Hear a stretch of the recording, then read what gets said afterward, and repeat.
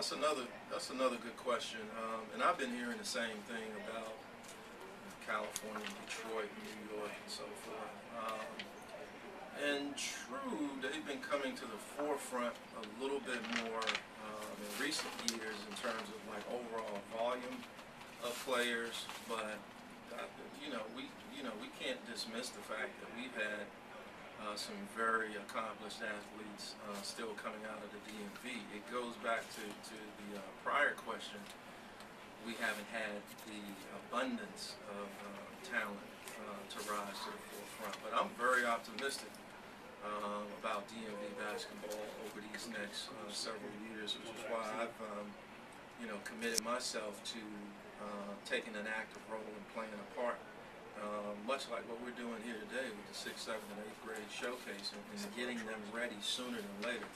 Now, I talked to a lot of college coaches, and everybody recognizes the density and the level of talent here in the DMV, but hate to have to say some of the feedback is usually they're not academically ready.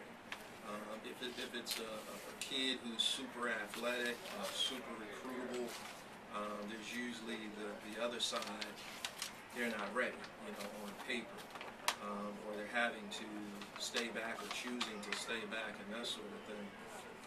In this area, not all of it, we do have some challenges with regards to the education system in terms of what it's able to do based on the limited resources. I happen to know leadership in many of the education systems here in the DMV, and they're working steadfast on improving that and helping kids to get what they want, whether they're just the student body or student athletes or whatever the case, but all kids. So I'm still very optimistic that kids from the DMV will be able to do bigger and better.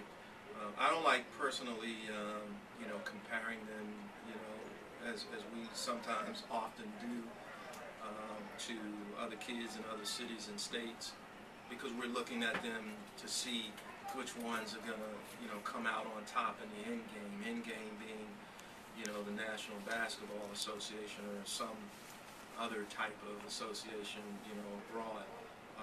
I'm more so concerned with them getting to use these skills to help further themselves whatever direction they may be going in, which is why I'm trying to help kids to come to the forefront so that they can go to more than just Division I schools. I mean, it would be great to hear that a whole lot more of our student athletes are going to Division II schools. It'd be great to hear that they're going to Division III schools or junior colleges first, NAIA, whatever